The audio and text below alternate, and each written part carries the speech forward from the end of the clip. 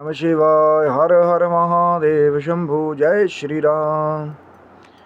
महिलाओं को हनुमान चालीसा नहीं पढ़ना चाहिए? इससे क्या कुछ दूसरा ऐसा भी हो सकता है जिससे आपका नुकसान हो जाए? ये एक ऐसा प्रश्न है अभी हमारे समक्ष जो है प्रस्तुत हुआ, और मुझे लगा शायद इससे जुड़ा हुआ कई बार जो कुछ माताएं हैं, बहनें हैं, वो कुछ दूसरा नेगेटिव ज्ञान भी जो है वो शेयर करती होंगी। किसी से सुन लिया या कथा में कहीं आधी अधूरी बात सुन ली। हो सकता है उन्होंने ये कहा हो कि जब रजस्वला हो जाए कोई स्त्री या माता, उससे जुड़ा हुआ कोई पॉइंट है जो आज मैं वीडियो में डिस्कस करने वाला हूँ। तो शिव शक्तों चैनल पे आप लोग का हार्दिक स्वागत है, क्योंकि नित्य प्रति हमारी कोशिश जारी, कोई ना कोई ज्ञान की चर्चा, कोई ना कोई या कोई ऐसा अटपटा प्रश्न आ जाता है जो लगता है कि भैया कहीं इसकी वर्णन ही नहीं है, या आधा काटा पिटा किसी ने जोड़ दिया और आपको जो है भ्रम के जाल में डाल दिया, तो उसका भी उत्तर देने की हम कोशिश करते हैं। तो आज भी यही जो अटपटा सा प्रश्न है वो समक्ष खड़ा है, लेकिन शिव शक्तोम चैनल पे आज फिर मैं एक बार और कोशिश मेरी वही है कि भैया भ्रम के बादल को दूर करते हुए मैं वो जो दिव्य शक्ति वाला श्री हनुमान चालीसा है उसका लाभ सब ले सकें। क्योंकि ये हो सकता है ये कहा गया हो कि जो श्री हनुमान चालीसा है, क्योंकि हनुमान जी ब्रह्मचारी हैं, हाँ, माताएं और बहनें जो है जो हनुमान जी की मूर्ति है उसको स्पर्श ना करें। जहाँ भी हनुमान जी का स्वरूप जो है या मूर्ति जो है वो प्राण प्रतिष्ठित हो। प्राण प्रतिष्ठित का मतलब है कि उसमें प्राण डाल दिए गए, तो वहाँ माताओं को, बहनों को, स्त्री तत्वों को स्पर्श नहीं करना चाहिए। अब वो जो दूसरे वाला उपाय है कि हनुमान जी के सिंदूर वाला कि हमें जी वो चाहिए चोले वाला, तो वो भी आप पुजारी से या जो भी कोई सेवादार हैं वहाँ पे, या आपके भ्राता हैं, आपके पिता हैं, तो उन्हें कह करके फिर वो भी आप प्राप्त कर सकते हैं। खुद ना जाइए कि आप जा रहे हैं वहाँ पे, क्योंकि हर एक जगह की एक मर्यादा है।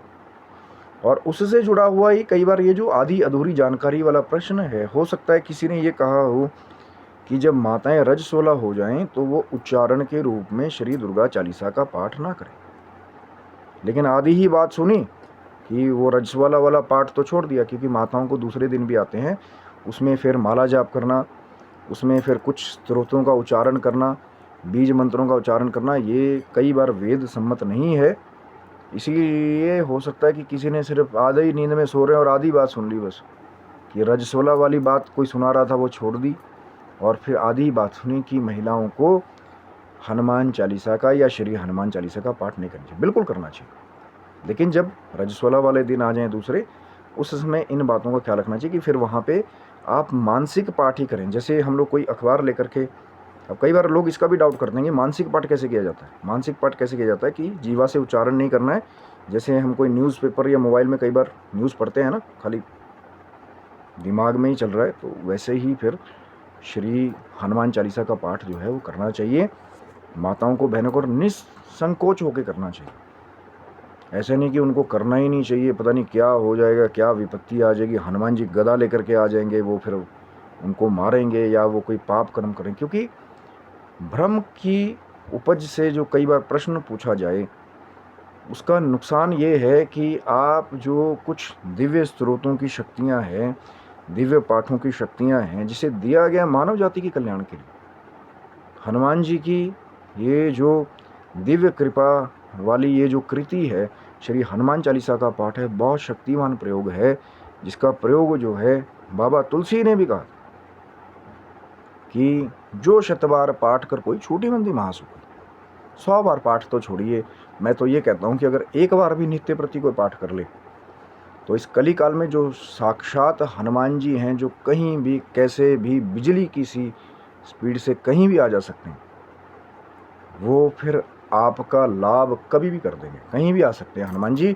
लेकिन किस भी रूप में आएंगे, आप भाव से श्री हनुमान चालीसा का पाठ करें और हनुमान जी की प्रार्थना करें, तो कई बार ऐसी बहुत सारी विपत्तियां हैं। लेकिन अंडरलाइन करने वाली बात वही है कि एक तो जो वेद की आज्ञा है, खासकर जो माताएं हैं, बहनें हैं, जब दूसरे दिन आ जाएं तो उसका ख्याल रखिए।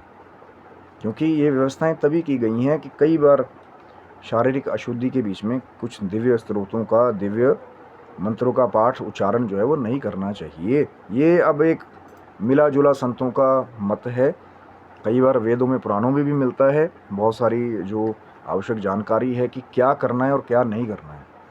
और ऋषि मुनियों ने कई बार चीज़ें कही हैं तो उसके पीछे एक बहुत गहरा मर्म छिपा हुआ होता है, उसको भी समझ लेना चाहिए। अब ये नहीं कि मैं वेद को नहीं मानता, मैं इनको नहीं मानता, मैं उनको नहीं मानता।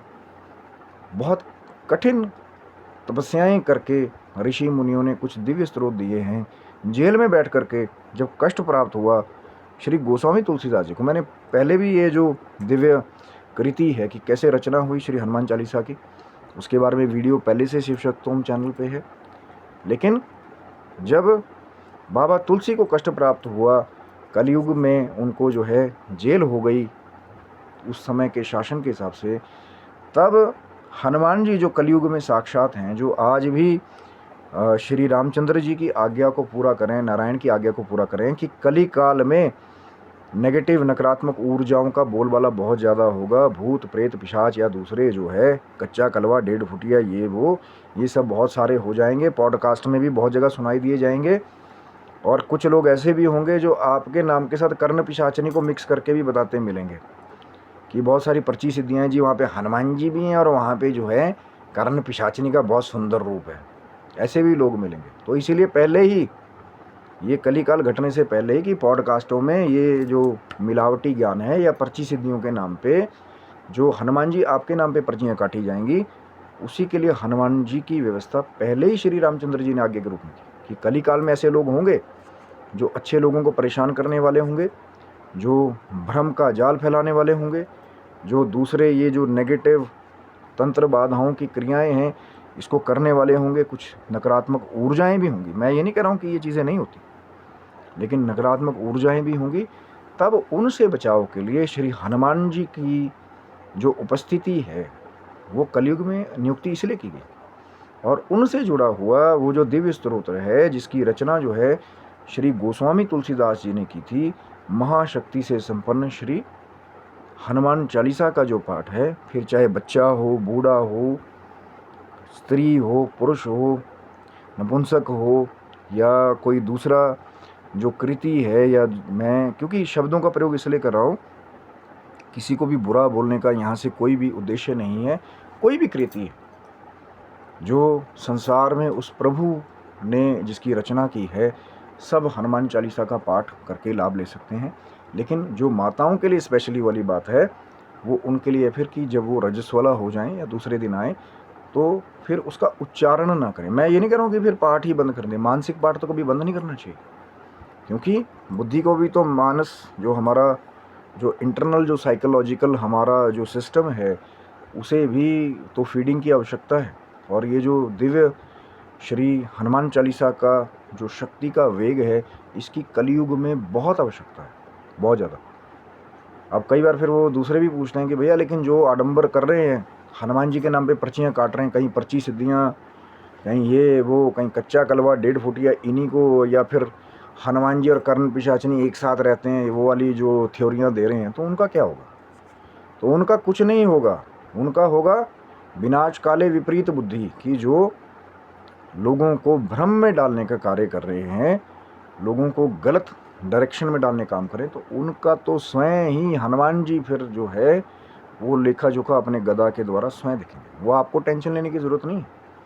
वो कहते हैं ना कि जब पाप का भर जाता है ना घड़ा या कुछ भी कह लो, तो फिर उसके बाद में फिर एक ना एक दिन उसका देना पड़ता है। कितना आडंबर करिए, मीडिया पे 20 कैमरे लगा करके अपने शिष्यों को बोल के कि जाओ जी प्रमोट करो हमारे को सोशल मीडिया पे, लेकिन सबको देना पड़ता है। लेकिन जो असली हनुमान जी जो आज भी कलयुग में साक्षात विराजमान है और असली जो शक्ति है श्री हनुमान चालीसा में, लेकिन उसमें बदलाव नहीं करना चाहिए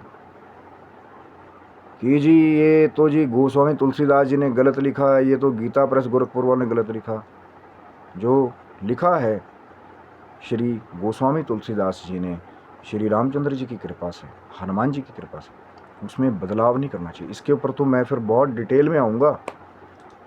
शंकर सुवन केसरी नंदन सही है या नहीं है, ये बड़ी लंबी चर्चा है। इसके बाद तो चैनल को सब्सक्राइब रखिएगा, उसके ऊपर भी हो जाए फिर एक बार चर्चा, क्योंकि जिन्होंने दिव्य कृति दी उनका सम्मान कीजिए। अगर उन्होंने नहीं लिखा होता जेल में बैठ करके हनुमान चालीसा, एक एक शब्द जैसा उन्होंने लिखा है, कभी भी श्री राम कथा में अपनी मिलावट नहीं करनी चाहिए। जो लिखा है ऑथेंटिक, पुराना, ओल्ड इज ऑलवेज गोल्ड। और भ्रम के बादलों से दूर रहो यार, शक्तियाँ छिपी हुई हैं, पाठ कीजिए, आपको लाभ मिलेगा। तो माताएं भी निसंकोच होकर के, लेकिन वो वाले दूसरे दिनों का ख्याल रखें, या कोई भी हो, बच्चा हो, बूढ़ा हो, सब ये जो श्री हनुमान चालीसा की शक्ति है, जिसकी रचना जो है देवादिदेव महादेव की कृपा से, माँ भगवती की कृपा से, श्री बाबा तुलसी जी के कर कमलों से हुई है, तो फिर उसका वैसे ही पाठ कीजिए, बिना किसी मिलावट के, बिना एक आध शब्द, एक मात्रा इधर उधर किए हुए, जैसा है यथावत वो शक्ति से संपन्न है। कहीं बदलेंगे और सावधानी हटी तो दुर्घटना घटी। स्वस्थ मस्त रहिए, तब तक के लिए आप सभी बंधुओं को हर हर महादेव शंभु। जय माता दी, जय श्री राम।